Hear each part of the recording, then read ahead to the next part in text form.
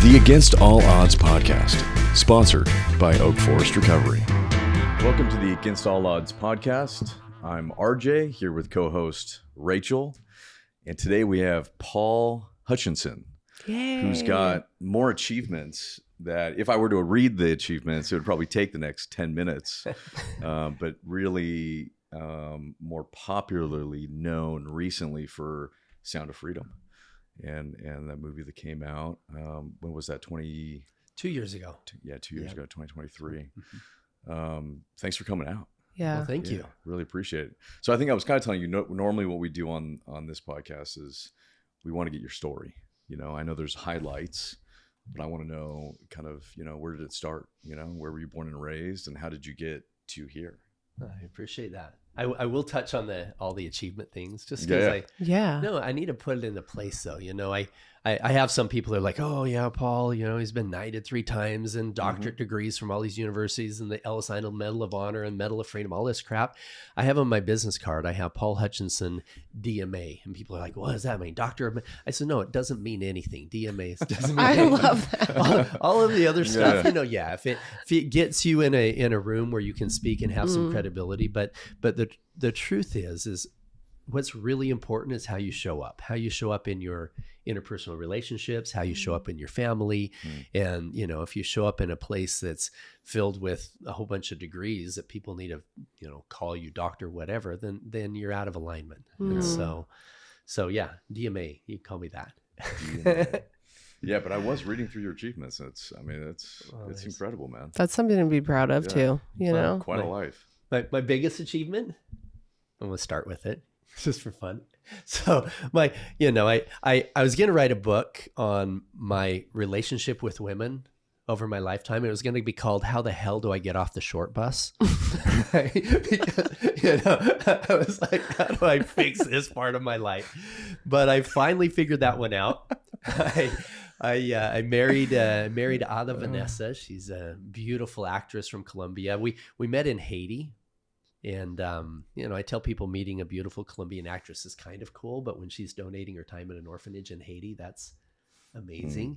And my biggest achievement isn't the rescue stories, isn't the book, isn't the movie. My biggest one is, have you ever heard of, who Henry Cavill is?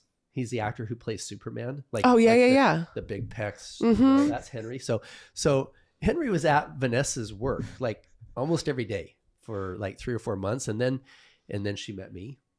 I stole Superman's girl. Yeah. You're the real life Superman. That's my DNA. Yeah, you're the real life Superman. So history. I grew up in Utah. I had 4 sisters. Where in Utah? Salt Lake. Okay. Yeah, Salt Lake area. We lived on the East Bench where all the rich people were, but we weren't one of those. Okay.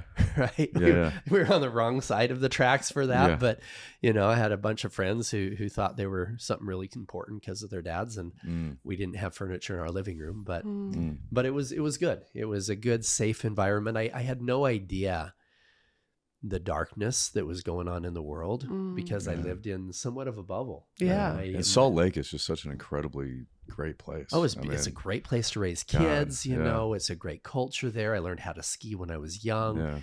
I spent a year there when I was 21. Oh, wow. And I remember like middle of the night skateboarding through the city, like with a bunch of friends. I'm like, it was no problem. I mean, this is downtown Salt Lake, longboard skateboards at like 2 a.m. and it was just no problem. Yeah. Like it was safe. Super safe. Yeah. Very safe. Good family atmosphere. And so I had no idea. Now I found out later that even in our neighborhoods, even within what became my family, extended family, that there was significant darkness, and we're going to talk about child trafficking today. And it's a little bit of a dark subject. It is a dark subject. It's the darkest subject, that something nobody wants to talk about is the fact that there's 10, 12 million children that are being trafficked. However, the bigger thing that I came to realize in doing over 70 undercover child rescue missions and really delving into how to fix this darkness, I found that even in a nice neighborhood, even in a neighborhood like we were in Salt Lake. It doesn't matter if you're living in an apartment complex, if you're living in an affluent neighborhood.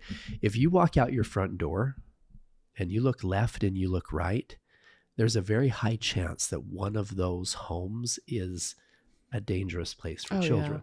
Yeah. Mm-hmm. Because statistically, 1 in every 5 men at some time in our life have been a victim of sexual abuse. Most of them, it was when they were children. 1/4 of them, it was under the age of 10 years old in their own homes. And almost all of them, it was by somebody that the family knew. With women, the number's even higher. Somewhere between 25 and 50% of all the women you know have been a victim of that kind of abuse as a child. And the sad thing is that nobody talks about it. And we're gonna talk about today why talking about it is so important in terms of that road to recovery. But the average age of somebody talking about that kind of abuse as a child, the average age is 52 years old. That's my age. Right. I've raised my kids. I've built my career. And if you're holding on to that pain, it comes out in anger and addictions, low self-esteem, anxiety, depression. All of these things are driving our life because of this stuff that's stuck in our subconscious that needs to figure out a way to get out. Right. Wow.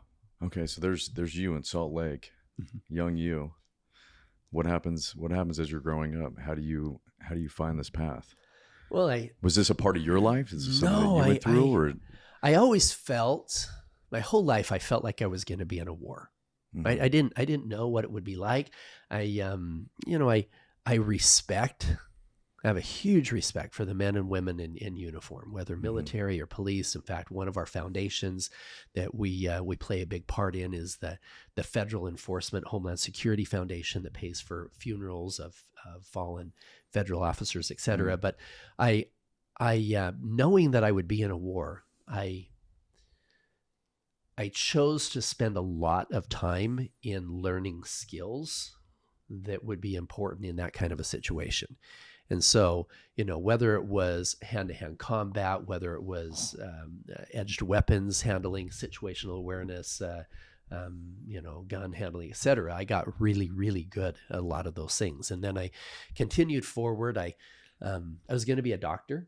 I wanted to be wanted to be a pediatric cardiologist. I didn't want to be a regular doctor. I wanted to be a surgeon, not a regular surgeon, but a heart surgeon. Not a regular heart surgeon, but one that worked on children, right? High achieving. Exactly. I want to give you the most difficult of difficulties. And 2 months before taking the MCAT, I got in a major car accident and I severed all the tendons in my hand. Oh my God. I still have I-80 in me from 35 years ago. Wow. And they didn't know if I'd have the dexterity to be a surgeon. And they said, Paul, you can be a regular doctor. I said, I don't want to be a regular anything. If I'm going to be a garbage man, I'm going to own How old were you at that point? 22. 22. Okay. Yeah. I had taken a lot of my pre-med classes, even in high school and stuff. And they said, well, you can just be a regular doctor. And I said, no, if I'm not going to be a surgeon, I want to make a huge impact somehow. Not saying that a regular doctor isn't making a huge impact, but I figured I got one life to live. I'm going to do it the best I can. And I changed my major to business and finance. I started a marketing company and ended up taking over some accounts. One of them was the Midwest Center for Stress and Anxiety. Lucinda Bassett had created an audio and workbook program, and we took over the global marketing rights for that company. And we help people overcome anxiety, depression, PTSD, addictions, childhood trauma. And we had a cognitive restructuring program that helped people change a lot of the negative habit patterns of thought that were ingrained because of unhealed trauma. And like a lot of CBT type work. Yeah. And we, it would take us 12 weeks with a personal coach, 1 to 2 hours a day to start really getting deep into the subconscious mind. Because, when we're little kids, 0 to 9, 10 years old, our brain is in a state of what I call hyper neuroplasticity, right? We're very, very impressionable. Listen, nobody wakes up one day and thinks, it'll be fun going to rehab. But sometimes life gets messy, and the bravest thing that you can do is admit that you need a reset. At Oak Forest Recovery, we're not here to judge. We've been there. We know what it's like.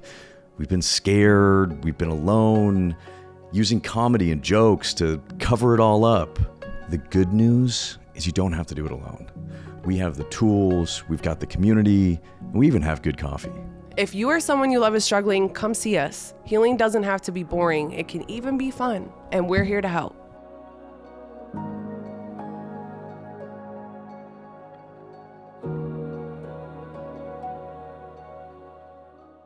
It's like if you imagine this bar of gold, and this bar of gold in the liquid format is you can work with it, you can mold it, and but if you get some impurities in there, let's say that your uncle does something horrible to you at 3 or 4 years or 5 years old or whatever, it's going to get buried super deep in that subconscious mind, so deep that sometimes you don't even remember what it was.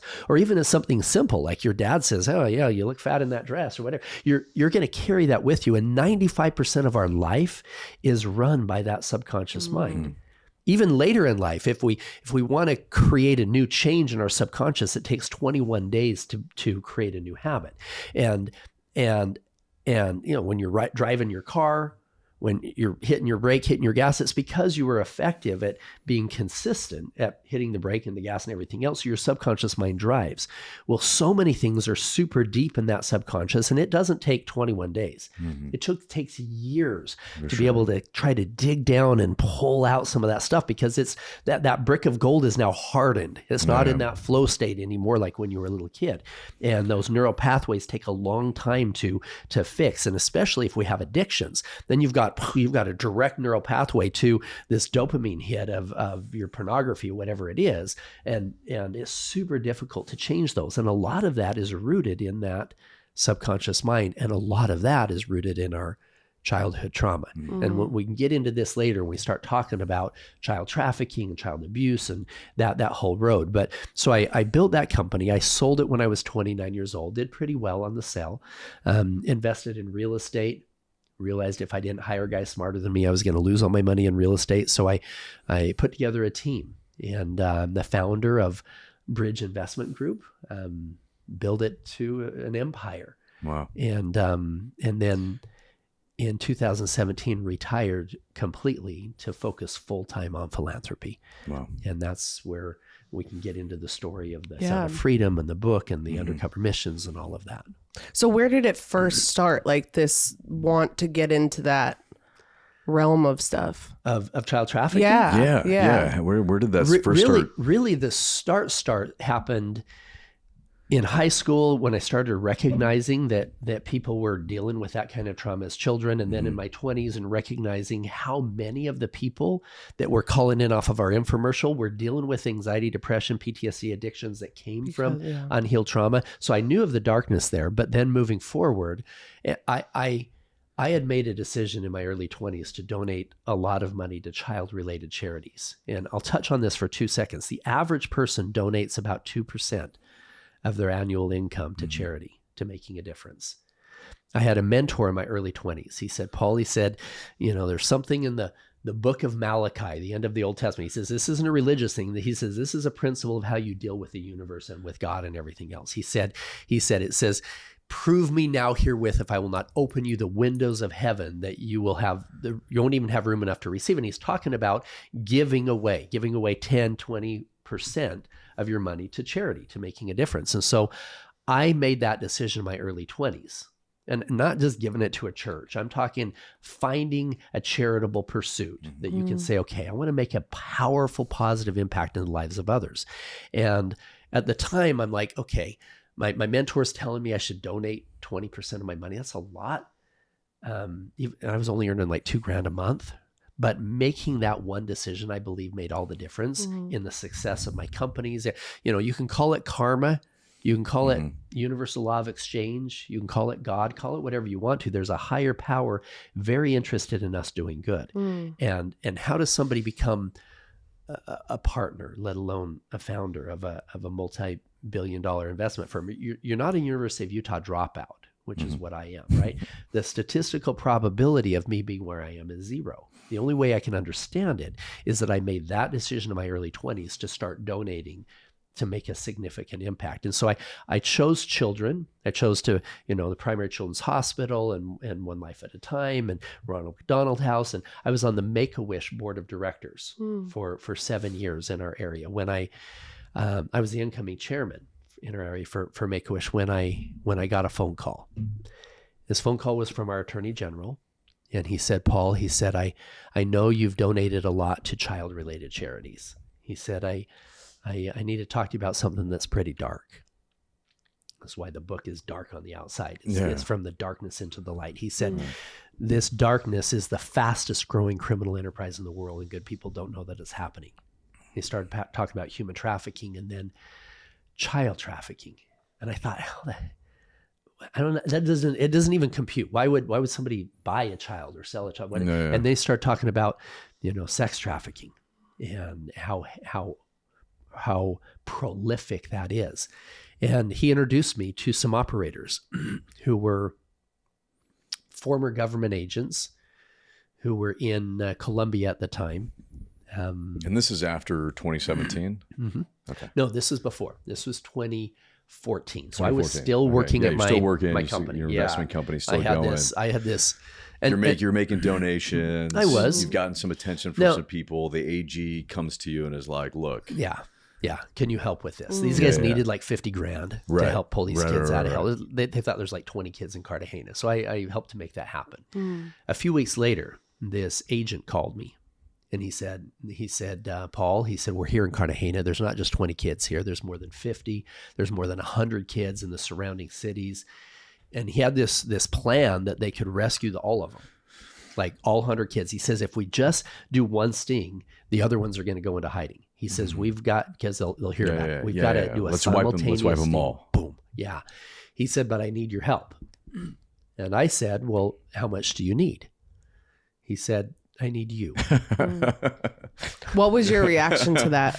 Well, set the stage. I'm in Atlanta, Georgia. I'm at a conference. It was a third generation multi-billionaire conference that I was raising money for our investment fund, right? And I said to him, I said, well, you need me in Colombia in 2 days. I don't have time to go back home and get my stuff. How should I dress? What do I do? He says, well, you need to come dressed as a wealthy playboy.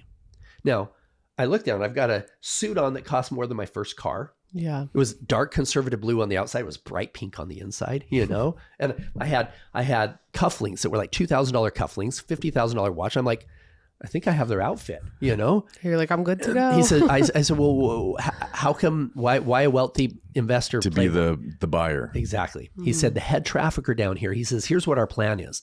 We've got to get this guy to call the other traffickers that he's not necessarily in business with today, but to call all of them and get them to bring all their children to the same place at the same time. He said, the only way we're going to pull that off is if he thinks that some guy coming down has got the money to do that. He said, and the caveat is that this guy has a piece of property that he inherited from his mom that he wants to develop into a Jeffrey Epstein Island, a brothel to sell his victims, his minors to Americans. And he needs a few $1 million to build it out. And so what the plan was is I'd come down and say, hey, I'll fund your project under one condition. We're going to have a party. I'm going to bring some of my friends who are into this kind of thing. You bring all of your inventory. I have to verify you have what's going to I want to make sure you're worth actually what exactly. If you really do have all of the kids, then I'll fund it. Yeah. Now here's a crazy. So I said, I'll come. Now my business partner, John Pennington, co-founder of Bridge with me, 2 hours, about an hour later, he called me up. He said, Paul, Don overheard you in that conversation. He says, you're thinking of going to Colombia? You're aware that at the time of Pablo Escobar, it cost $200 to take somebody out in Colombia, right? He said, you're going down as a wealthy buyer. He says, this is incredibly dangerous. He said, have you thought this through? I'm like, well, probably not. He said, you're set. You could sell out today, buy an island, be happy. the rest of your life. And I said, John, would I really be happy if I bought an island, if I bought another plane, if I said, tell me this, if I was doing something else dangerous, if I was climbing Everest tomorrow, you and I would have the same conversation. He goes, yeah, we probably would, Paul. And I said, when I'm 95 years old and I look back on my life and I say, I built this company, I climbed this mountain, I helped rescue this many children, which one of them matters at all? And so he said, yeah, Paul, if you've got the skill set, if you've got the background, if you got, he said, you should, even if you save one kid, it's worth it. Listen, nobody wakes up one day and thinks, you know what'll be fun? Going to rehab. But sometimes life gets messy, and the bravest thing that you can do is admit that you need a reset. At Oak Forest Recovery, we're not here to judge. We've been there. We know what it's like. We've been scared. We've been alone, using comedy and jokes to cover it all up. The good news is you don't have to do it alone. We have the tools, we've got the community, and we even have good coffee. If you or someone you love is struggling, come see us. Healing doesn't have to be boring. It can even be fun, and we're here to help.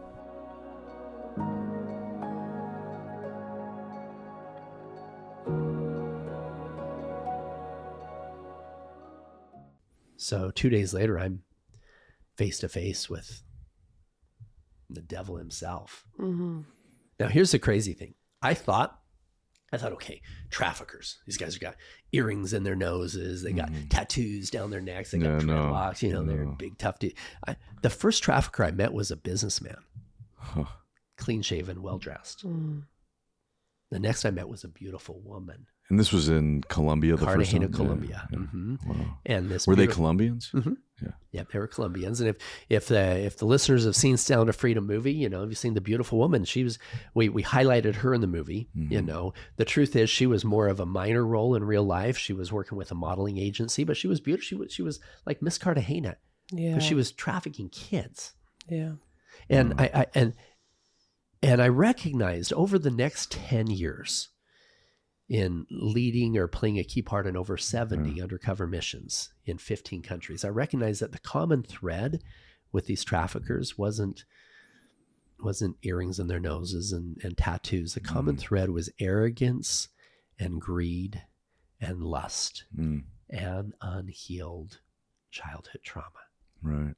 These guys hurt other people, especially when they hold it all inside. And so we negotiated this plan. This ended up being the largest child rescue mission in one day in history that I knew of at the time, 124 children. Wow. And can you walk us through that day? Yeah. Yeah. I negotiated with them. These guys, two highlights that I think are important. That very first meeting, I'm sitting there and one of the traffickers, he goes, Pablo, he says, I have a gift for you. I said, really, what's your gift? And he hands me his phone, and there's a picture of an 11-year-old girl. Mm. He said, this is Princess. She's still a virgin. We just took delivery of some. She's my gift for you for this party. Mm. He called her a 0 kilometer mile model at 11. I thought, oh my hell. Now, in the movie Sound of Freedom, my character is played by Eduardo Verástegui. Mm-hmm. He's the wealthy fund manager. Eduardo's actually the producer of Sound of Freedom. He wanted to play, me in the movie. And in the movie, Jim Caviezel was trying to convince him to come to Colombia. And he's like, no, I don't want to go. And it wasn't until he gave a picture of this little girl to my driver that I changed my mind. In real life, I was already there. Mm. I'm face to face with these traffickers, but him showing me that picture galvanized my commitment. Mm-hmm. And 2 weeks later, we had met with the federal agent. I'm going to back up just a second because I think this is important. I exchanged contact information with this guy, this trafficker. A few days later, I'm at home. I'm texting him saying, hey, you're bringing all your inventory to this thing. Meanwhile, our guys are meeting with the U.S. Embassy, the Colombian federal agents, getting everything set up. So I'm texting with this trafficker. And he sends me a picture with him, with his little girl in his backseat of his car. She was 3. He was selling kids, and he said, yeah, this is why I'm building this empire, is because I want to, for my kids. Yeah, I want to buy her Ferraris and all this stuff. And then he texted me, he said, I believe that God sent you to me so that I could give her everything. And in my mind, I'm thinking, you're damn right. God did send me to you. Yeah. So I could make sure that little girl doesn't ever have to go through that hell. Right. Now, when we fly back down that next week, these guys had brought 54 children to Cartagena. Same number as what we talk about in the movie, Sound of Freedom. And then there's 2 other cities at the same time, over 120 kids. And the things that were impactful to me was, number one, we're sitting there with these guys, negotiating with them. And we're supposed to give the signal of when the agents should come. The signal is we order tequila. And the waiters are supposed to go back and radio in, and boom, we're supposed to have the entire island rushed by all of these other agents. Well, we give the signal, hey, go get us some tequila. It wasn't 2 minutes, it wasn't 5, it was 45 minutes later before the agents finally came. There were some issues that happened with somebody that was part of the Child Protective Services that missed the boat and all this other crap. We didn't know. We were just sitting there. And the problem was we ordered tequila like the party's ready to start. Right? Yeah. So because now you got to stall. Yeah. Now you got to stall. Oh my God. Yeah. And so what happens is that one guy takes out the cocaine. One guy goes in. A couple of them go into where the kids are. And we're like, where are the agents? Where are the agents? Right? And they weren't coming. And all of a sudden, boom, we could hear a few of the kids crying inside. Like, what the hell is going on? Where's the agents? Why can't they? And about 10 minutes later, this guy came out and he had 4 virgins. 3 little girls, 1 little boy. And they were crying because they were so scared of coming out and meeting the men who were going to defile them. And so I'm sitting on this chair, and this do they drug these kids or anything? Or it's just... The 11-year-old boy, they gave him cocaine that morning because he was so scared. What kind of fucked up monster thinks that that's attractive? Yeah. Everything in my body wanted to just say, you're going to be fine. You're going to see your parents. I couldn't say that. I'm sitting on a chair. Now imagine this. Okay. Sitting down just like you and I right now. This little girl, the one that he showed me in the picture, standing up isn't much taller than I am sitting down. She's got they had make-upped her face. Her makeup was all smeared because she was crying.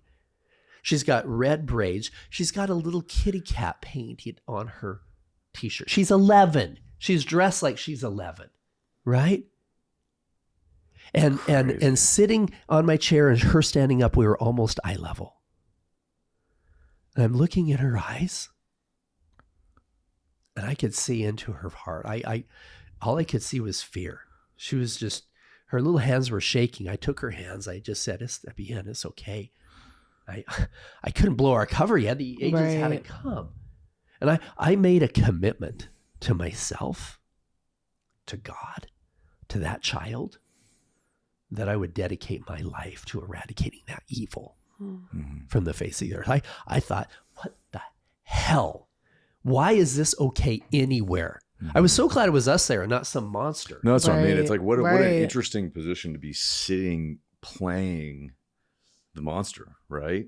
And actually witnessing what the scene. And I wanted to tell her, really, I'm not who you think I am. No, for sure, for sure. But for you to be able her. to sit in that moment and know that there's so many people that are sitting in that moment. That would find that as a lustful experience, that would say, all right, it's time. Like you look down the barrel of the shotgun. I mean, it's like, you literally got to look down. I mean, it's wild, man. It was unbelievable. It was heavy. And I told the other guys, I said, bros, I'm like, how am I going to handle this? How do we handle this right now? This wasn't all in the movie. There's a whole bunch more that's in the book that's not in the movie. But I said, you know what? We start doing this cocaine. We start enjoying these kids. We're all going to have a great time, but I'm going to be fucked up for the next few days. You guys have just proven that you could do what you said you would do. You brought all these kids. How about instead you take these kids back in, you bring me out a notebook and a pen, paper. Let's do this business plan right now. And And so they took him back in. Yeah. So you pivoted to probably let's get down to breathe a little business. bit, and they bring out this pen and paper. And now, just in the process of delay, is where we got a lot of the information that we put in the movie, where they got these kids, everything. Now I'm nothing special, but I've negotiated hundreds of business plans. Right. I've looked at a lot over my career, and so. Listen, nobody wakes up one day and thinks, you know what'll be fun? Going to rehab. But sometimes life gets messy, and the bravest thing that you can do is admit that you need a reset. At Oak Forest Recovery, we're not here to judge. We've been there. We know what it's like. We've been scared. We've been alone, using comedy and jokes to cover it all up. The good news is you don't have to do it alone. We have the tools, we've got the community, and we even have good coffee. If you or someone you love is struggling, come see us. Healing doesn't have to be boring. It can even be fun, and we're here to help.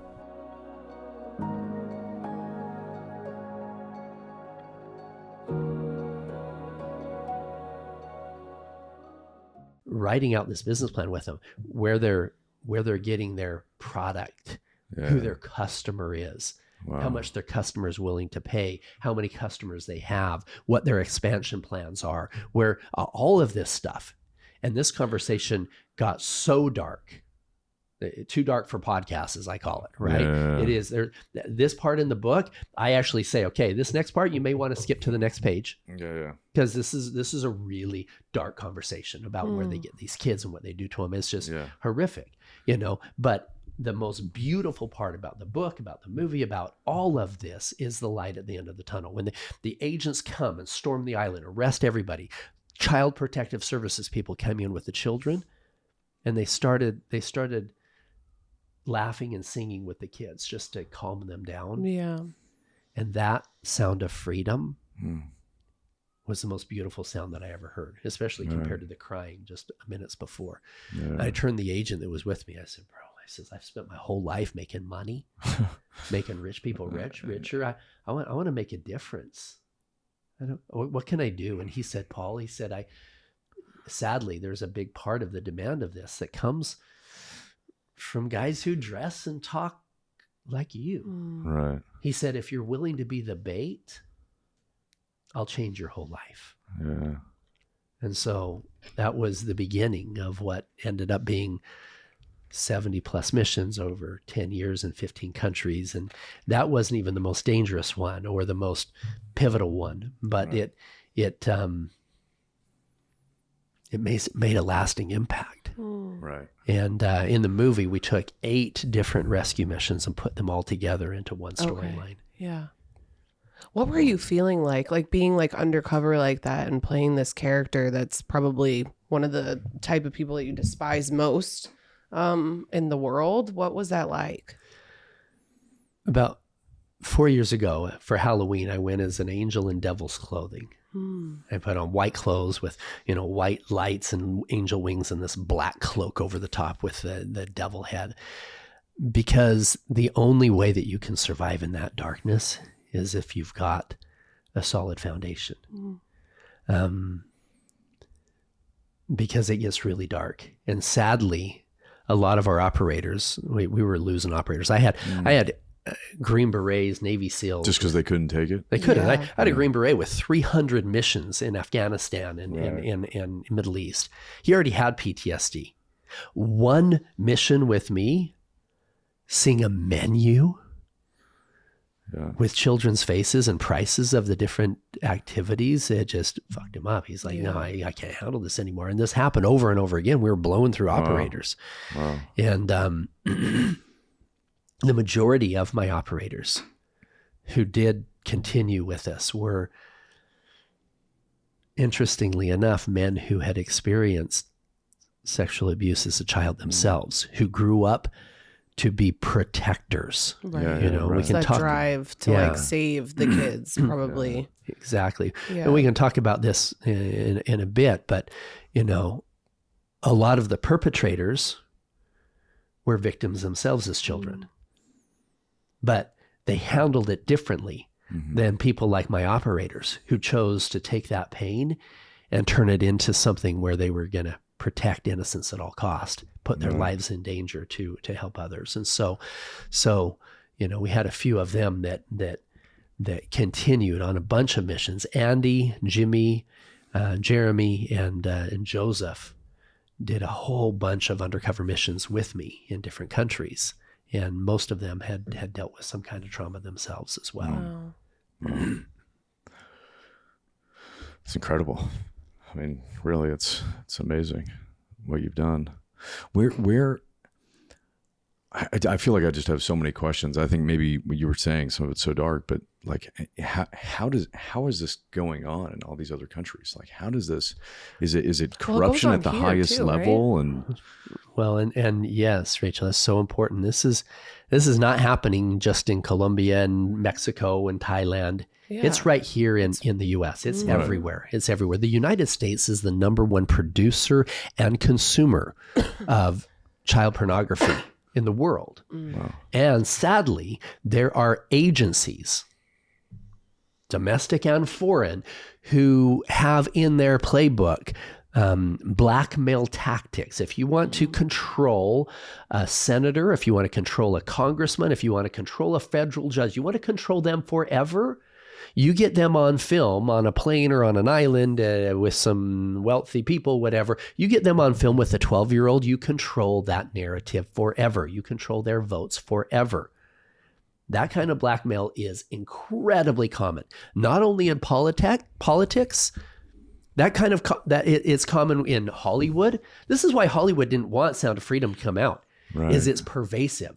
Right. Pedophilia is all over Hollywood. Oh yeah. Right. And when we had the movie completed, ready to come out to the public, and it took us 5 years. 5 years, we really thought it was worth nothing because nobody would take it. We were blocked everywhere. Disney had the distribution rights and wouldn't take it. They took it over from Fox International and then another Disney executive. And then even when we had it away from there, we would take it into places like Netflix. Netflix turns us down. Now, Netflix has a TV series called Cuties with a bunch of 10-year-olds dressed up as strippers, yet they won't take Sound of Freedom. You have to ask yourself what their agenda is, what kind of narrative they're trying to feed us and our families, and why they didn't want this discussion to happen. Yeah. And so yeah, it's everywhere. And the darkness comes not just from, people with massive egos and arrogance and greed and pride and everything else. It happens from unhealed trauma throughout the world. Right. In hurt people hurting other people. And the sad thing is, if somebody goes through this kind of trauma, if they talk about it, just talking about it makes it so that the chances of passing it on goes almost down to nothing.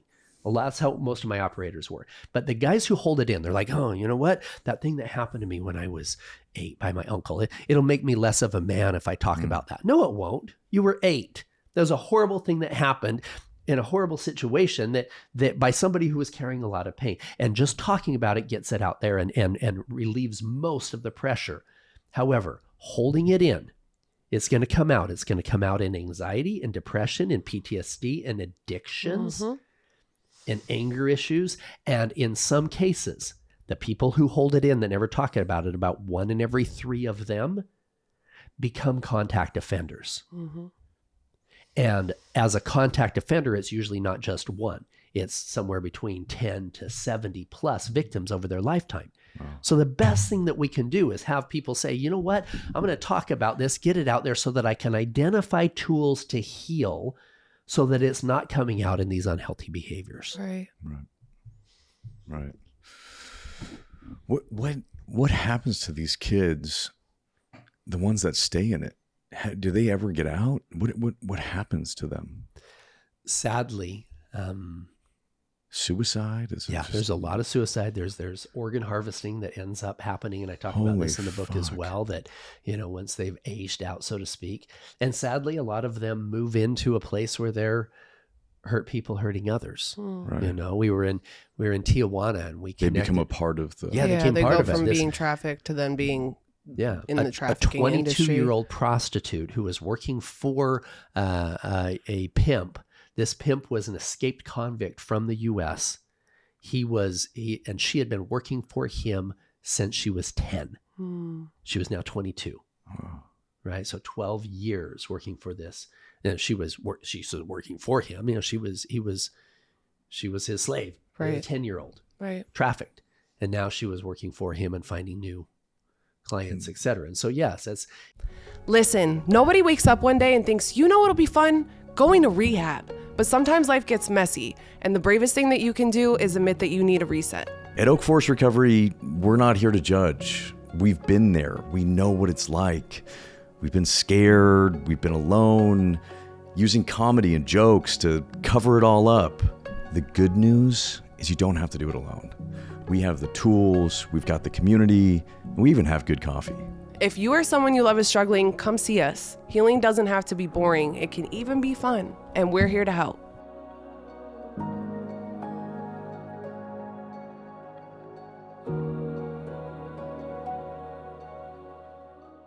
It happens a lot. In fact, sadly, I refer to them as level 1, 2, 3. A level 1 trafficker is the guys that are 2 a.m. in downtown Port-au-Prince, Haiti, that are selling me cocaine. Right? Mm-hmm. Those are the guys on the ground. You know, they're not trafficking, but they know the landscape. You know, the level 2, usually we get connected to a level 2 from them. Those are the guys who are selling women, who have access to children as well, but they're not holding them. The level 3 are the ones who physically hold and control the kids. Now, those level 1 guys, most of them are men. The guys at 2 a.m. selling coke and whatever else. Mm-hmm. The level 2, about 25% of them are women who are pimping other women, etc. By the time you get to that level 3, the ones who are physically controlling the kids, almost half of them were women who were almost all of them were trafficked themselves as kids. Interesting. Right? So yeah, this is a problem. And we talk about this in the And this Sound of goes Freedom. back like forever. Forever. Yeah. This is hurting people forever. Yeah. And this is why, the whole last section of Sound of Freedom book here are healing humanity, liberating humanity. What needs to happen to fix this in this generation so we don't have to have this conversation? Right. The step 1 is creating global awareness. That's what happened with the movie. Yeah. 3 years ago, we could have had this conversation on air because nobody didn't want to hear about it, right? Yeah. Okay. Now, and you couldn't have this conversation over a dinner table. That's pretty wrong. But today, hundreds of millions of children are safer because of the fact that 70 million people saw The Sound of Freedom, and millions of conversations every day are happening, just like this one, Right. that are keeping the children safe because of that awareness. But awareness is only step 1. Yeah. Once we're aware of it, now we say, okay, what do we do about it? And again, in the beginning of the book, I talk about what we call the making of an undercover operator, where we talk about situational awareness and reading a room and understanding how to identify signs in somebody who's being trafficked, et cetera. These are all things that parents should know, Right. things that we got training on. Moving forward, we go through the rescue missions and the emotional transformation I went through in being a part of those. But the last 5 chapters are all about liberating humanity. Mm. It's time. No matter how many thousands of years this has gone on, it is time. It is time to end this. This is something we can all get behind. We can say, okay, we only have half the people in the population that want to save the trees, and only half the people that want to, save the banking system. Whatever it is, we're all divided on all this crap. This is not something that we should be divided on. Right. Children are not for sale and never should be abused in this kind of situation, in home or out of home, anywhere. Right. And, people will leave Sound of Freedom movie or they'll say, okay, I want to do something. I want to help. The worst thing you can do is go to Mexico and try to rescue kids. Yeah. Right? On your own. Yeah. On your own. You're going to get arrested. You're probably going to get shot. Yeah. The best thing you can do is go home and hug your kids. People are like, well, how does hugging my kids? That doesn't fix the problem. Yes, it does. The majority of children that are being taken, that are being trafficked to other places and moved around, those children come from broken homes, runaways, broken foster care program. Those are things we need to fix. Well, that's what I was going to ask. Where do the kids come from? Those are because nobody's looking for those kids. Yeah. Upwards, I've heard statistics as high as 40% of the children in foster care programs that end up running away are deleted from the system. Nobody is looking for them, right? And so if a trafficker gets them out of that situation, nobody's looking for them. They're not at risk like they would from taking from a healthy family. But even within the healthy family, this is so important. Parents need a relationship with their children where they can very comfortably come to you and say, hey mom, I don't like it when you tell me to hug your new boyfriend. Oh yeah. Because he touches me weird and says that we should have secrets outside of you. Or hey dad, that babysitter that you think is really cute, she's showing us pornography and tells us that we should trust her more than you. Or even more important, you need a relationship with your son. Average age is 12 to 14 years old, of boys that are being targeted online, where you have to have a relationship with him where he can come to you and say, Dad, I kind of screwed up. Mm-hmm. I was on this gaming platform, and this girl reached out to me and sent me some pictures on a private chat, and encouraged me to send her pictures. I kind of did, and I shouldn't have, and then some videos, and now they say they're going to share them all over my school and the internet if I don't pay more money or do other things. It's probably not another 12-year-old girl. It's probably a 45-year-old dude. Yeah. Right? And sextortion is incredibly common right now. Right. Yeah. And so I've had clients that are in my treatment center, young adults, like 18, 19-year-old kids. They'll get their phones back after a period of time. And I've walked through like 4 or 5 of these situations where they've been online, they've friends with somebody, send pictures back, and then they've come and been like, I'm being blackmailed. Yeah. And I'm like, what? I've had my own situations with stuff like that. Yeah. I look and I'm like, oh my God. And they're like, we're going to send this to your whole family, everybody. Yeah. Insane. These kids will commit suicide. Yeah, no, I've walked some kids through this where they were like, they were on the verge of tears, wanting to die. Yeah. What can I don't have money. I can't pay them. I don't know what to do. Right. My life is over. I'm like, it's not. It's okay. Yeah. It's okay. Good for you. Jesus. I honor you guys for your recovery program. This is really what motivated me to go public. Is I recognize that pulling children out of hell is never going to fix the problem.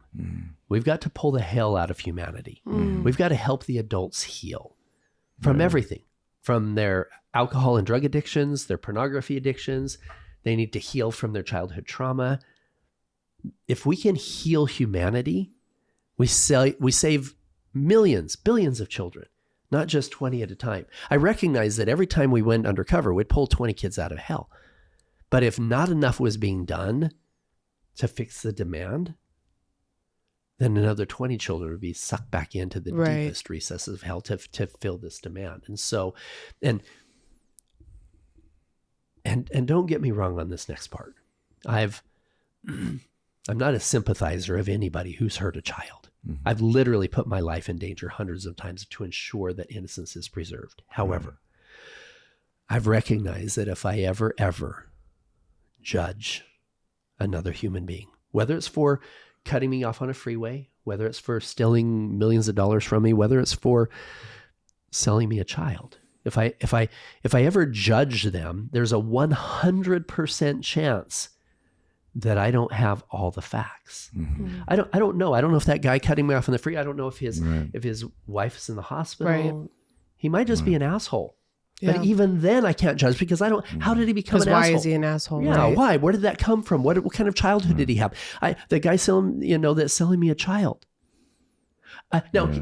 He was probably abused himself as a child. Now he still needs to get arrested. He still needs to go to jail. We still need to ensure the president. Yeah. That guy cutting me off the freeway, he still needs to get a ticket so that he's not putting other lives in danger.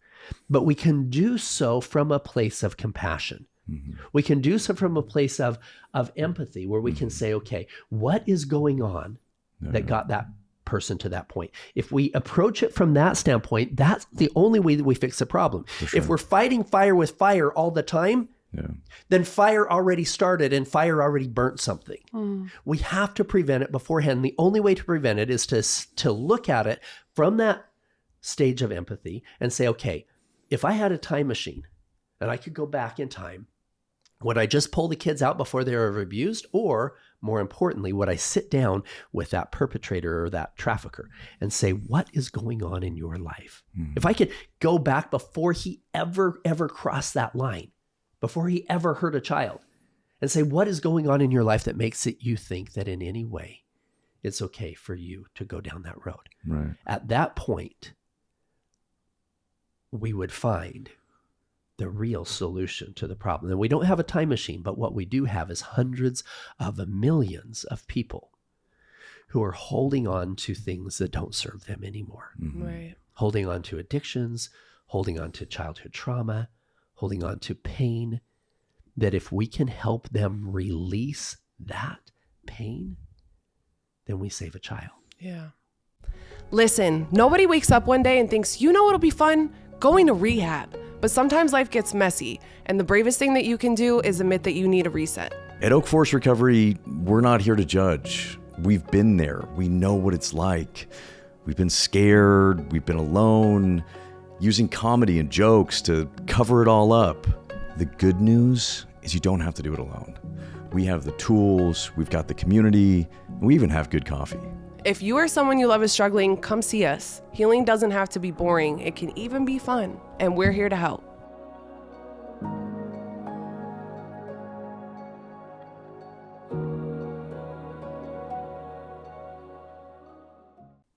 I talk about,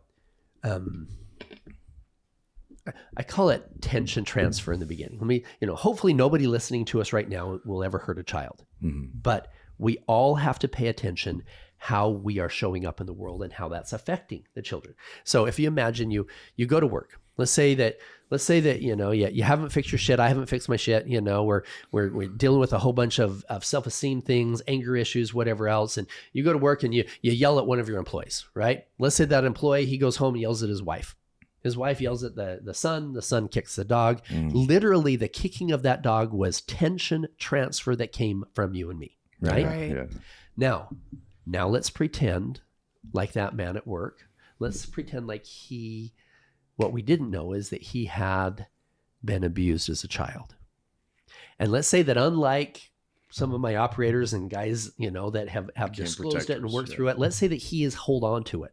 And let's say it came out with a whole bunch of bad decisions in his life, some really, negative outcomes. Let's say he got addicted to pornography that progressed to the point where now he was looking at something younger.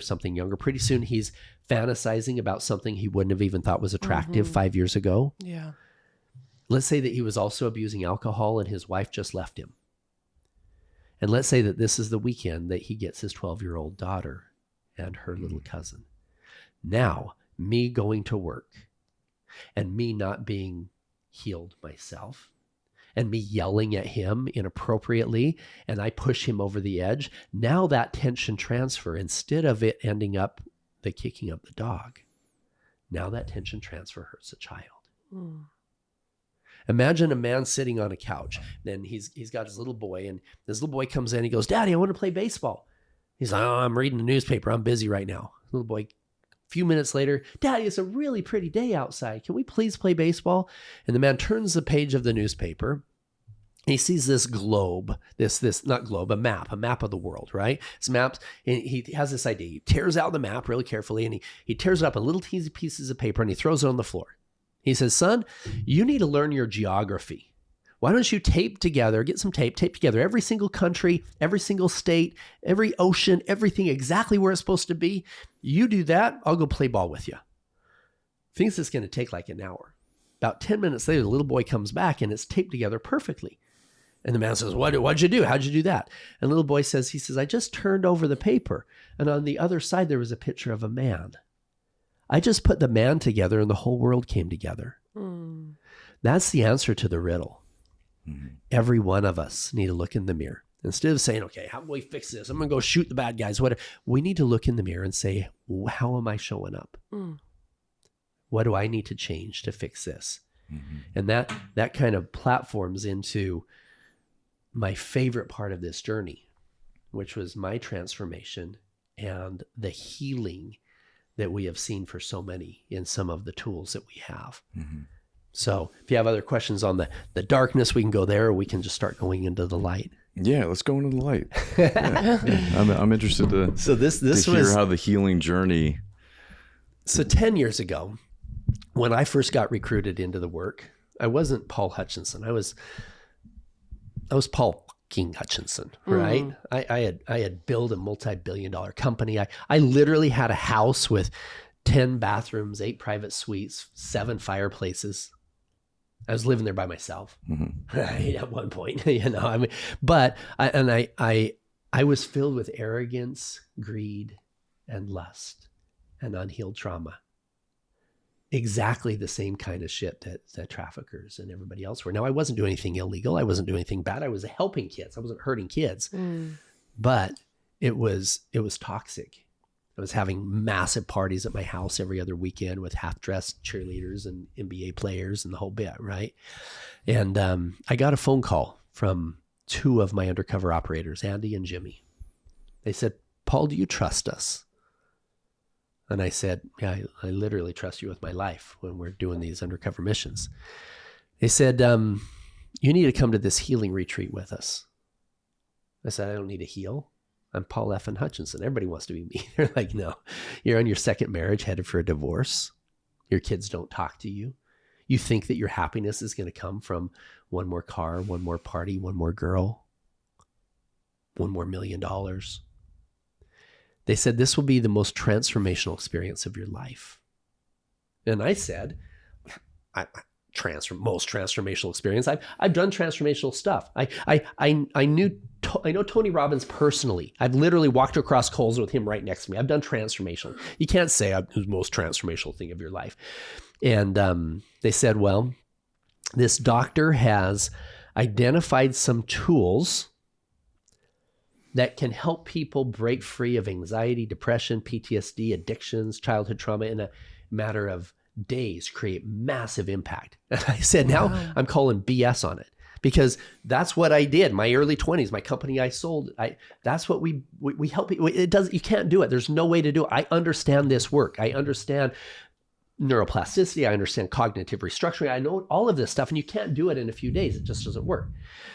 Then they dropped a bomb on me. Now recognize this. I grew up in Utah. You know, I grew up Mormon, right? I'm not anymore, but I grew up LDS, and no coffee, no tea, no tobacco, no alcohol, no mind-altering substances of any sort.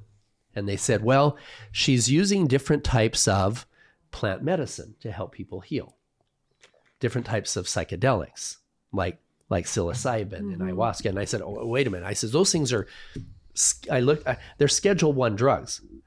Psilocybin, that's like dangerous, like cocaine. And I read a report that said, Johns Hopkins University, psilocybin not only isn't dangerous like cocaine, it's safer than table sugar. There's never been you could die eating too much table sugar than you would eating the same amount of psilocybin, right? Yeah. And there's never been a case of addiction, not one ever, not one. There's of psilocybin. There's never been a case of overdose, not one ever. And when used correctly, this scientist, this doctor had identified the proper use of them. And so what had happened, I'll tell you my experience and I'll tell you the science behind it, because it was so impactful that we became master facilitators. And, but for me, my first experience was the most beautiful, horrific experience of my life. Horrific because the facilitator, knowing that there's 180 different strands of psilocybin, knowing which ones create the different effect. And I'm not talking microdosing. I'm talking macro to the point where you need help standing up type thing, right? With the right music list and the right environment and the right intention coming in, etc., took me to a place of pure connection, pure empathy.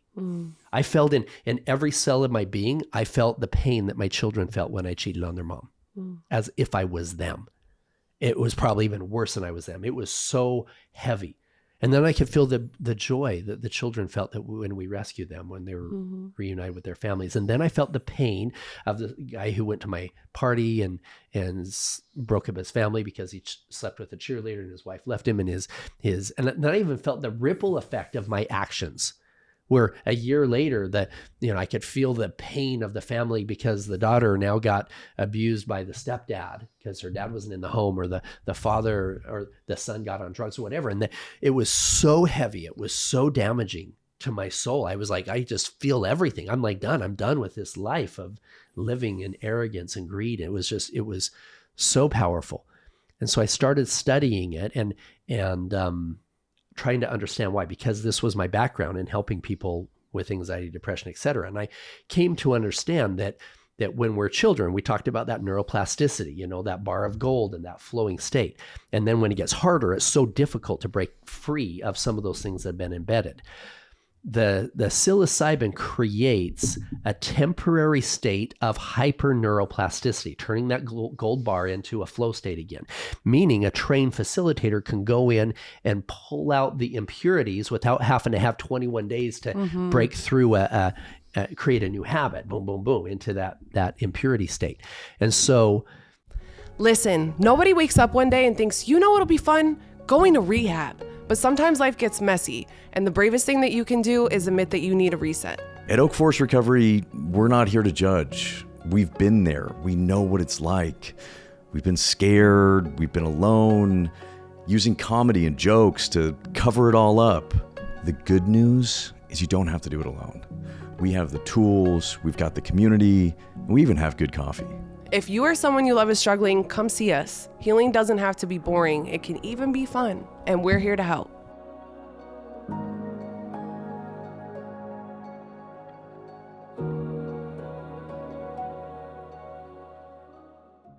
this is why it's incredibly dangerous for somebody to go to a rave party and go get high with their friends. Incredibly dangerous. And it's important that people start to understand the framework of this. I've been friends with RFK for about 10 years. And psilocybin and some of these tools will become decriminalized in the US in the very near future. Right. When they do so, it is so important for people to understand how to use them right. We have over an 85% success rate in helping people with cocaine addictions, heroin addictions, and alcohol addictions. Over 85% success rate in helping them completely release themselves from those addictions without any side effects, without any withdrawals at all, and any relapses. Wow. So, but this isn't just going to your friend's house and saying, oh, let's try these things here. Because what happens is this: if you're in that state of hyperneuroplasticity, that doesn't fix anything by itself. It just simply turns that gold bar back into a flow state, right? If you're at a rave party with your friends and somebody's getting, yelling at their girlfriend over here, and a rave party, orgy going on over here, and rap music going on over here, in that flow state in your subconscious mind, it's damaging, right? However, you go to a sanctuary, you're there with clear intentions, you have the right music and the right people around you, et cetera. That flow state can literally create 10 and 20 years worth of therapy, especially for people who had severe childhood sexual trauma within a period of 2 or 3 days rather than 20 or 30 years. And so for me, that was my biggest breakthrough of anything that had ever happened to me. And from there, I started recognizing the darkness that was creating things like child trafficking was the only way to fix it. The only way is to help humanity heal. So that's why I created Liberating Humanity. We already have the Child Liberation Foundation to help with the rescue of the kids, but Liberating Humanity is about the tools of breath work. I love breath right? work. Mm-hmm. Yeah, I was just at camp in the sequoias, like I was saying before, and breath work is life changing, like truly. Well, and what's beautiful is that meditation and breath work are tools that we can use every day. Unlike the super punch that Paul Hutchinson needed with the psychedelic experience. That's something that we tell people: if you're needing to come back in another 3 months, we didn't do our job. Right? This is the super punch to really kind of open that awakening state. But let me touch on meditation, because so many people, prayer is a very one-sided conversation, right? Now think about this for a second. Prayer, a lot of people are taught to pray to connect with the divine is praise, praise, praise, sorry, sorry, sorry, fix, fix, fix. Would you agree? Praise God, holy, holy, whatever. And oh, please forgive me for this. Please forgive, sorry, sorry, sorry. And then fix, fix, fix.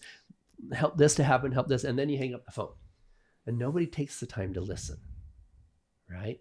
I have a book that I'm writing. After this one, I have one on business and success principles, on what I call conscious capitalism, infinite abundance, and changing your mindset when it comes to money and wealth and success that is in line with the principles that you learn within that space. But after that, I'm going to finish my book called Are You Listening, with my hand on my heart. Not are you listening here, but are you listening here? And how getting into that state outside of your conscious mind and into that heart space is so incredibly powerful, not only in the healing world, but in receiving divine guidance in the direction that we can take in our life that is in line with our highest and best good. Yeah. This all sounds really similar to like recovery to me. I'm just sitting here sure. thinking, like I always say, like normies, as us recovering addicts and alcoholics, we call normal people normies. But I always say, like, we personally work a 12-step program. I'm always like, normies could benefit from a lot of the things that you're talking about. We do, you know, and I was just on this like camping retreat, and there was a lot of talk about two-way prayer, you know, like listening, that two-way prayer, you praying, you get the other side of things. And I think that there's a lot of similarities there. So that's really cool to think about. And a lot of people in Western culture and Christianity think that, you know, meditation and breath work, that's a very Eastern thing. That's not us. No, you guys are, can you imagine having a relation? Let's say I was trying to, you know, date Vanessa and I did the praise, sorry, fix. Let's say that was my conversation, right? I called her up. Hey, babe, wow, you are just beautiful. Wow, I saw you in that thing. Wow. And hey, sorry, I crashed the car. I did this. I left a mess in the house and fix. Let's say when you get home, can you clean up all the laundry and whatever? And then I hang up the phone. Yeah. Our conversation would be over. Right, Our relationship would be over. Right. Yeah. So taking that time to receive, taking that time to listen and recognize that. And this is what I received in that first hit in the face, was the recognition that we are all divinely connected, heart to heart, spirit to spirit, us with God, everything that is not a us versus you. And the problem with child trafficking and abuse and domestic abuse and wars and divisions, all of this stuff happen because of the fact that we think that we are separate, that we, you know, the very second that you look at a woman as anything other than the divine feminine and see her as an object in any way, then you start playing in that energy of division and me versus you and me better. And that road that continues down to the point where somebody is that addiction to pornography and child pornography and other sexual addictions, et cetera. And, you know, a lot of what we work with in our retreats, we started out with people who had a lot of PTSD, a lot of my undercover operators. And then we moved to women who had dealt with severe sexual trauma. Then we moved to a lot of influencers are coming down now. The ones that I work with are, you know, world leaders and royalty, because if we can help them learn how to lead from the heart, that makes all the difference. But in those processes, teaching them daily meditation tools, teaching them different types of breath work. You can do, you know, a DMT release, a holotropic breath work can create your brain will actually release some of the psychedelic tools that you know, the mushroom will, and put you into that state of neuroplasticity. That's what the key is having a healthy environment and then creating that state of neuroplasticity, which you can do within that holotropic breath work. And from that experience, you can start connecting with the divine, connecting with each other, feeling that once we really have that connectivity with each other, we're not going to be robbing each other. We're not going to be stealing from, we're not going to be raping. We're not going to, all of those things happen because we forget our connectivity. Right. And that infinite, unconditional love from God and to each other that can heal all things. Yeah. Wow. So you're still running these retreats. Is that like your main... That's what your we main do jam full-time. today? Yeah. Okay. Yeah. Vanessa and I, our daughter became a shaman. We have Vanessa and I have hosted and facilitated now over 80 guided meditation, breath work, plant medicine, healing retreat experiences. They're 5 to 7 day retreats. We started out here. Well, I was going to say, where do you do them? Do you we go do like in in South the woods? America. Oh, okay. Okay. Yeah, Yeah. so you probably have to, right? Well, yeah. Well, you know, before I went public, we were here in the U.S. Yeah. We were trying. It was interesting. Because we were in Utah, we bought this beautiful ranch. We were going to turn it into this Perfect massive spot. healing retreat. It was right up in Ashley National Forest. It was gorgeous. But then when the movie came out, we were already doing this before the movie, but when it came out, It brought a lot of attention. yeah. And I'm like, okay. And I'm speaking, some of my podcasts, I go hardcore on the Jeffrey Epstein deal about 3-letter agencies and stuff. And I'm like, okay, I'm pissing off some powerful people. I need to not be doing these in a place where it's still illegal on a federal level. Yeah. So Listen, nobody wakes up one day and thinks, you know what'll be fun? Going to rehab. But sometimes life gets messy, and the bravest thing that you can do is admit that you need a reset. At Oak Forest Recovery, we're not here to judge. We've been there. We know what it's like. We've been scared. We've been alone, using comedy and jokes to cover it all up. The good news is you don't have to do it alone. We have the tools, we've got the community, and we even have good coffee.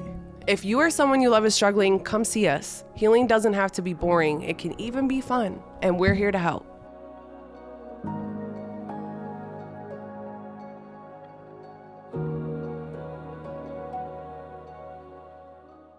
we're working on changing the laws, but in doing so, I think it's so important that people do their research, because as the laws change, you can't be messing around with this stuff. This is not a toy.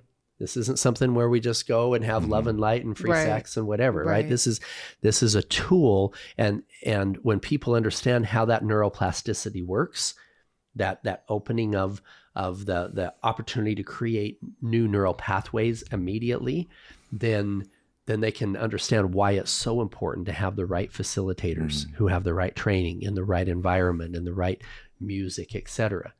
And can curate an experience where you can take that gold bar of your subconscious mind and scoop in and pull out those impurities and those things that are creating so many challenges, so that when it goes back to its non-neuroplasticity state, now you're not dealing with those same subconscious issues that are driving those bad behaviors. Yeah. What's going on in Texas right now? Texas seems like they're kind of leading a lot of the change, right? So Texas just put $50 million into some new research on psychedelics in trauma therapy and anxiety, depression, et cetera. So I know they're using a lot of ketamine. I haven't heard anything about. It's like ibogaine has become a bigger thing. Well, and let me for the listeners, just to give them the full spectrum. Okay, so ketamine over here, I'm putting it on my left, my least favorite. Okay, least favorite for a few reasons. Number one, it's addictive. Yeah. Okay. Other ones are not. Ayahuasca is not. Psilocybin is not. Ibogaine. None of these are addictive, and I've never had any addictions here. Ketamine is addictive. Number one. Number two, the only reason why it's legal here in the U.S. is that it's synthetic.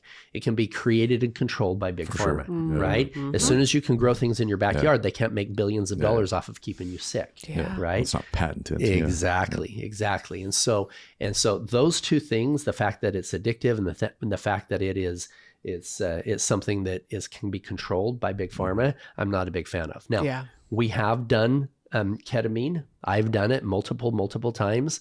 Let's see, 1, 2, 3, 4 times, by a doctor, and we're talking full send, whatever. It was pretty powerful, but not something that I'm going to recommend at our resources and stuff. And then you move up the ladder. You've got things like peyote and wachuma, etc. Somewhere right here in the middle, you've got psilocybin. Mushrooms, right? And if you look up, you go on the internet and you say, okay, dangers of psilocybin versus alcohol, cocaine, etc., you're going to find a chart. Now, on this chart, of the most dangerous to self and the most dangerous to others, the highest of all of them, above cocaine, heroin, everything else, the highest of all of them is alcohol.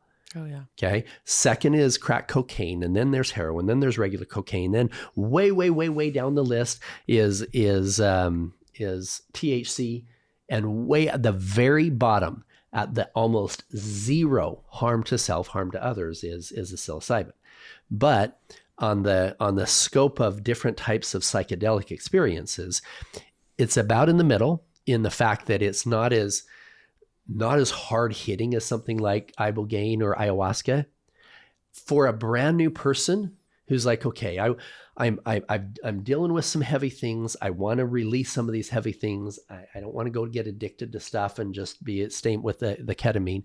Something like psilocybin provides an opportunity for you and your facilitator to drive.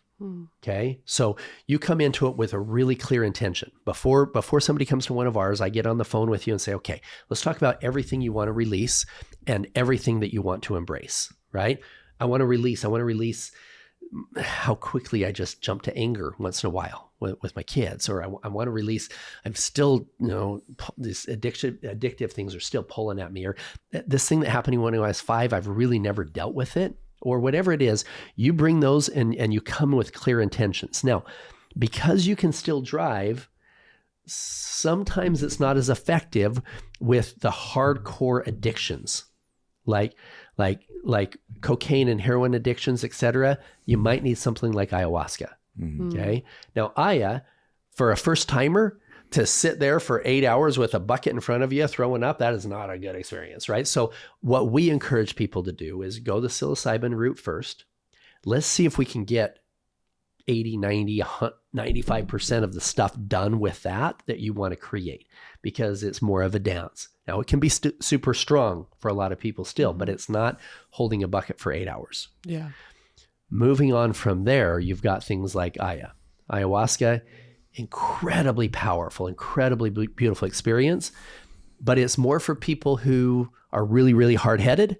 If your ego is so much that you want to keep driving, if you decide to come to one of my retreats and say, hey, I want to deal with some of these anger issues and whatever else, but you don't talk about the fact that you're cheating on your wife, you might need an ayahuasca experience to have her just punch you in the face. Why? Because in that pace, you and your facilitator aren't driving. Grandmother ayahuasca is driving, right? She's got a whip.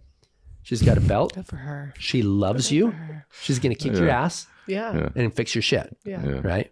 And then beyond there, you've got like iboga. Iboga that's for hardcore addictions. I've had a lot of people try to get off heroin and beat their heroin addiction with ibogaine. Yeah. Ibogaine it comes from Africa, and it's very, very, very powerful. It's more expensive than all of the other ones, but that's okay. We're bringing our home run hitter here. Let's fix this thing. Anyway, there's kind of an overview of that. But, for me, I truly believe that if every person either did a deep breath work, DMT thing, and really incorporated that to get into that neuroplasticity state, or did a single, you don't have to go on forever. This is not something you do every single week. A single experience with either ibogaine, ayahuasca, psilocybin, one of those, I believe that one experience alone would take the chances of passing on your trauma, whether that trauma was your dad that beat you or your uncle that raped you, whatever, the chances of passing on that trauma to almost zero. Yeah. Because it will have healed enough of it for you to deal with it and not be a hurt person hurting others. It's an interesting topic. I think for us, I think the last couple of years in the addiction space, it's obviously being talked about a lot more, right? And like I'm a 12-step guy, Rachel's 12-step, and that's very abstinent based, right? So we're like in this weird stay away from all things. Yeah, we're in this weird cross section right now. We're like for a lot of years, right? Since let's just say 12-step started, those things were so illegal, the conversation never really had to happen, so to say. Where I feel like now we're in this sort of space where they're becoming more popularized. The science is coming out, right? And kind of like what you're saying, there's a lot of benefit, especially to people that have addictions. And that we're in this really interesting cross-section where there's this what massive... What does abstinence look like? Yeah, there's this massive 12-step community, somebody like RFK, right? Right. And it's like, how do you, where those two cross? Here's what I would say. Here's the problem. The problem is in the classification of what is a drug. Okay. We're taught, okay, drugs and these substances, because, you know, we've got cocaine and heroin and alcohol, all of these things that are super, super addicting. And we've thrown, because of the fact that there hasn't been any study for the last 50 years, because they were Schedule I drugs, literally all of us have grown up in a world where we've classified it in the same category as cocaine, right? Worse than alcohol, because alcohol is legal and cocaine's not. So obviously these things must be more like cocaine. In reality, they are exactly the opposite. Well, it's interesting. Like I've traveled to South America and other countries where these things are not seen that way. Yeah. Right. And it's really in this sort of Western society where, like you said, there's big pharma and there's special interests and there's people that can't make money on these things. So it's better to make it illegal, because if you use these things and you don't require a pharmaceutical, then they're fucked. Yeah, they don't make as much money, right? Yeah. And I think it's, you know, but you know, we're changing an entire society's way of thinking. I think it's right? bigger It's than that, honestly. Listen, nobody wakes up one day and thinks, you know what'll be fun? Going to rehab. But sometimes life gets messy, and the bravest thing that you can do is admit that you need a reset. At Oak Forest Recovery, we're not here to judge. We've been there. We know what it's like. We've been scared. We've been alone, using comedy and jokes to cover it all up. The good news is you don't have to do it alone. We have the tools, we've got the community, and we even have good coffee. If you or someone you love is struggling, come see us. Healing doesn't have to be boring. It can even be fun, and we're here to help.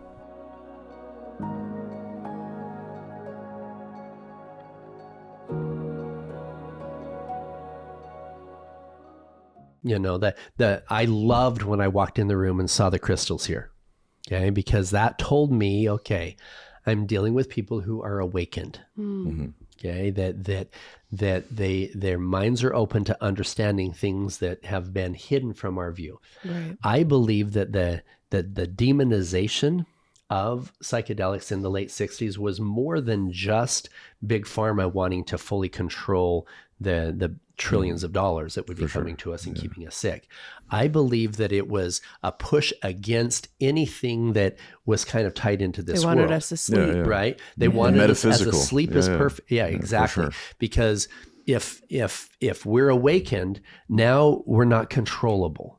Now we're gonna question. One of the biggest reasons they demonized in the early 60s was the fact that there were so many people that were wait a minute, why are you sending our soldiers over to kill all these people? Yeah. You know, when you're truly awakened and you recognize our interconnectivity with everyone, and you feel that heart to heart, beautiful connection with your fellow man, with your world around you, you're not going to be in a position where they can very easily say, hey, take this AR-15 and go shoot the heads off those people just because their eyes slant different than yours. You know, it happens. Yeah. And this kind of awakening, that breath work, that meditation, that understanding the frequency in the crystals, all of this stuff, including the proper use of psychedelics in the right places, is all part of this same awakening mindset that goes in the face of not only big pharma, but in all elements of control. And part of liberating humanity, which, you know, people can go to liberatinghumanity.com and not only get the book, but they can get information on the retreats, etc. But the biggest part of it is liberating humanity from what? From financial bondage. A lot of that is part of the government control, etc. Right? From liberating humanity from the controls of addictions, from the controls of our own childhood trauma, all of this stuff. If we can truly awaken humanity and liberate them from all of this toxicity, then we're not going to have these conversations about child trafficking. It's just not going to happen. Right. So you guys, knowing that you're already in this mindset, this is what freedom looks like. This is what liberation looks like. This is understanding that the low frequency of an alcohol addiction or a cocaine addiction, etc. And here's something really powerful too. Almost everything has equal and opposite connections. Let's just take cocaine, for example. Okay. Cocaine is one of the most destructive things on the planet when it comes to, you know, addictions and families, et cetera, et cetera. But mambe, the coca plant. If you've ever gone to Machu Picchu and your altitude sickness, they'll give you a little leaf that you can chew. There's no psychoactive properties whatsoever. This little leaf comes from the coca green plant. Powder. Yeah, that green powder. Mambe is incredibly healthy. It has literally all the antioxidants. A lot of the shamans will take just a little teeny pouch of it in the jungle, and they can live on that and water. They can live on it for weeks because it has everything the body needs. And from an energetic frequency standpoint, it has a very beautiful, powerful, divine feminine energy. Now, when you take that same green powder and you put diesel fuel and bleach and all this other crap in it, then you create cocaine, and now you've got this horrific tool. It's the same thing with the internet. The internet is beautiful. We can connect around the world. People are watching us right now on the internet. The internet also creates horrific disasters in terms of, addictions, et cetera, and child pornography. And so everything, even things like tobacco, the tobacco companies throw a bunch of carcinogens and all this crap, and you smoke it and it kills more people than anything. Hape, H-A-P-E, which we use in our meditations and our breathwork tools, helps people just really connect from, it's pure tobacco grown by the shamans in the Amazonian jungle. So all of these things, you have to ask yourself, okay, who's demonizing what and why? So anyway, we're talking a lot here. I love it, man. I love this. It's great. No, I love this. So what would you say for like the average person watching at home right now? What is the best way besides like if they actually want to get in? Is there places that they can donate or? Absolutely. If somebody wants to get involved with the Child Liberation Foundation directly, they can go to childliberation.org, or all of the things we've been talking about, you can go to Liberate Humanity. Liberating humanity.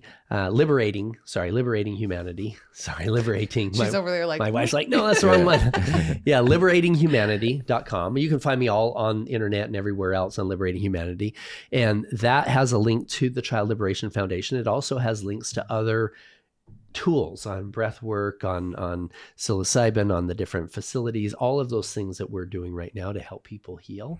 And we would absolutely love to have as much, the $10,000 donation is awesome, but even better for us is $20 a month. Yeah. Right. The cost of a few coffees to help in the movement in helping to liberate humanity, to helping to free the children, to heal the children. A lot of the stuff that we're doing with the Child Liberation Foundation is all centered around certification programs for doctors and medical professionals and people in hospitality and in hotels, et cetera, to identify trafficking, on healing programs for the children who are in the safe houses so they never end up going back into the system in prostitution or in trafficking others, et cetera, and on healing families who have been through some of this trauma as well. So we believe that, yes, we rescued thousands of children while I was undercover.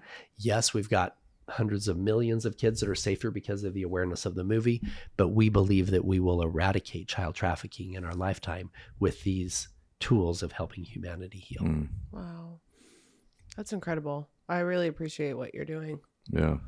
And hopefully we can all be awake soon. That's exactly what we need. I would love that because I'm right on board. Yeah. I'm there. Yeah. I feel like, I don't know. I feel like the world is at an interesting place right now. It's at a weird, really weird. You can just place. feel that something is gonna happen, right? I feel like people have probably said that forever, right? Well, here's like that has always been a thing. But most major religions believe that in the last days there's going to be a time of war, a time of turmoil, and then there's going to be 1,000 years of peace. They kind of got that right. We're at that stage. We're going to see that peace in our lifetime. But God's not just going to come back and wave his hand and all of a sudden we're all going to be nice to each other, right? That's not where that peace is going to come from. It's going to come from an awakening of what you're doing already right now with the recovery from the addictions, in helping people connect with their highest and best self and seeing the divinity within each other and taking down these walls of judgment and separation, all of this stuff that is creating the problems, the darkness. And what does going into that light look like? It's something that we can all be a part of. Back at the time of Abraham Lincoln, in the time of slavery in the US, it wasn't guys like me doing the rescues. It wasn't guys rescuing the slaves that created the biggest difference. It was people like you. It was people like Harriet Beecher Stowe, She wrote a book called Uncle Tom's Cabin, which was the podcast. It was the recovery podcast of the it was the against all odds podcast of the age that created an awareness with good people of what was going on in the South. In fact, years later, when Abraham Lincoln met Harriet Beecher Stowe, he shook her hand. He said, "So you're the little lady that wrote the book that started the big war." Wow. So the difference comes from people like you who are putting the time in every day to create an audience, a platform, so that you could bring on guests like me that could help awaken them to a better way of what we need to do to keep the kids safe and to heal ourselves from our own trauma. Yeah. And the best thing I can say is to every guy who's watching us today, if you're holding on to that pain, let it go. Yeah. Talk about it. The fact that you're holding on to it takes the chances of anxiety, depression, PTSD, addictions way through the roof and passing it on. Talking about it takes those things way, way down, way down. So let's talk about it. Let's release it so that we don't end up being somebody who is a hurt person who's hurting other people. Yeah. Thank you so much. Where can people find your book? On Amazon. Everywhere? Yeah, Amazon. Yeah, just go online, Sound of Freedom book. The Sound of Freedom is, and again, there's so many tools here that can help parents keep their kids safe and to help us all recognize what we need to do to heal humanity. Yeah. Thank you so much. Yeah. Thank you. Thanks for having me on your show. It's great. Incredibly grateful.